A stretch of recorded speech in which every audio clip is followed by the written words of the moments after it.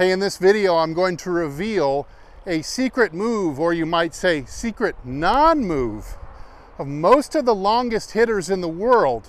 So if you're looking for more power, you're going to want to watch all the way through to the end, because this is going to make you really long.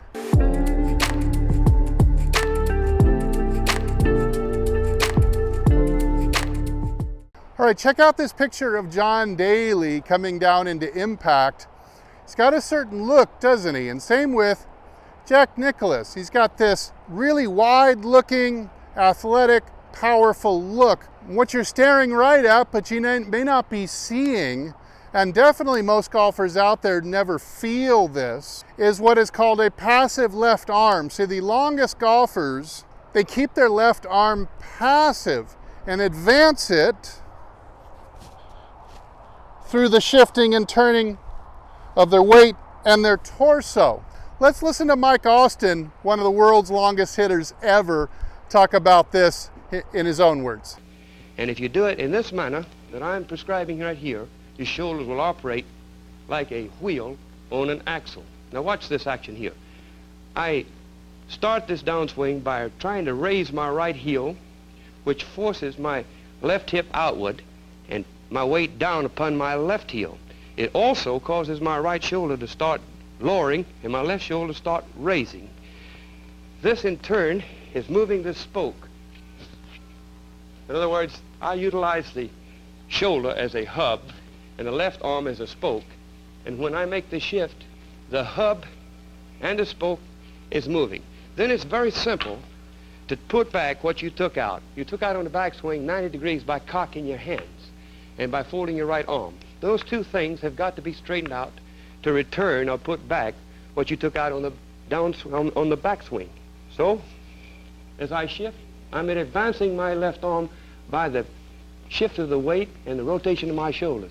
While I'm doing this, I'm going to try to activate the head by the utilization of my hands so that the club shaft and the club head will swing faster than the left arm, and I can catch the left arm by the time the left arm gets in line with the left shoulder and the ball. So certainly one of the big keys to Mike's power, and just about every other long hitter out there, is to get rid of any activity at the arm and shoulder, especially early on, doing this, trying to pull down like that, and instead, once you've wound that left arm up across the chest, is to just passively leave it there, which almost feels like, with a good change of direction, it almost deepens it. You see that? As I wind up and then I step the other way, it pins my left arm back across my chest and stays there as I turn it through. So Mike used to call that the figure 7 concept, the arm and the shoulders forming a 7. Now, I did 6 video swing analyses yesterday, and to get one of those, I've left a link down below to head over and sign up for one if you'd like me to analyze your swing. But all 6 of those, they lost this figure 7 and either let the arm fall or pulled it down while their chest and their belt buckle stayed perpendicular to the ball rather than turning past the ball. So a huge source of their power has gone right out the window. Now, of course, it's easy on paper to understand what you're supposed to do here. Turn the arm through while it stays passive while throwing the hands at the same time. But getting the sensation or understanding what it's going to feel like to you is probably going to connect even more powerfully. Now, I would describe it best as this.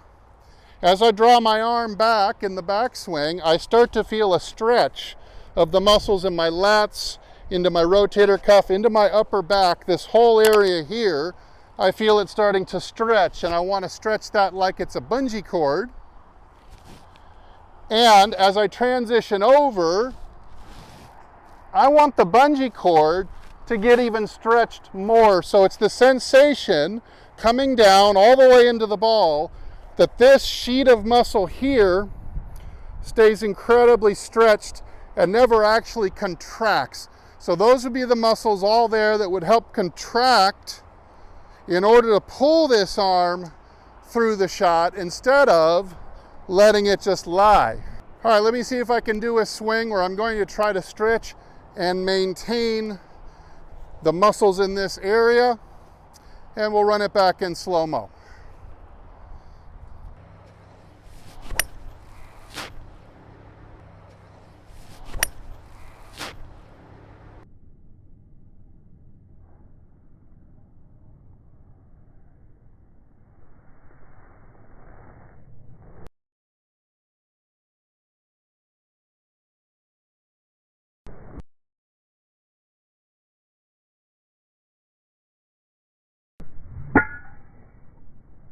All right, that's a smooth, easy 275 in the fairway with a hybrid club.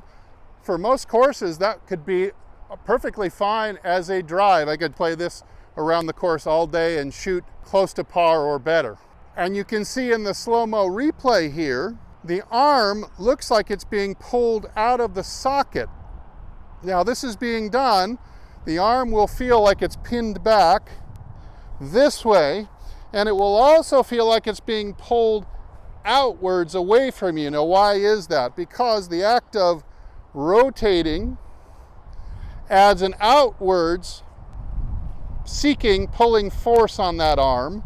Furthermore, with the out throw of the club head, you're applying another outwards force that in response, the arm will get pulled to the outside. So, if you can leave your arm passive, like this, your arm should be pulled straight throughout the downswing as you release the club, and you should end up striking the ball more off the side of your body, off the thigh and the knee, with the arm still in the figure 7 position like this. Similar to that you see with a Nicklaus swing or a young John Daly swing. All right, just for fun, let me see if I can turn one on a little stronger. See if I can get it closer to 300 yards using the same principle of stretching out that passive left arm. All right, I'm going to go back and practice my long hitter's secret non-move, the passive left arm, feeling this stretch as I throw the club, maintaining the stretch. I hope you'll try to discover this sensation on your own, first with some easy practice swings, then add a ball to it on the range, and hopefully you'll start to include it into your normal swing. Hey, thanks so much for watching and supporting my channel. I'm Steve, and as usual, I'll either see you in the next video or I'll see you longer and straighter down the fairway. Everybody take good care.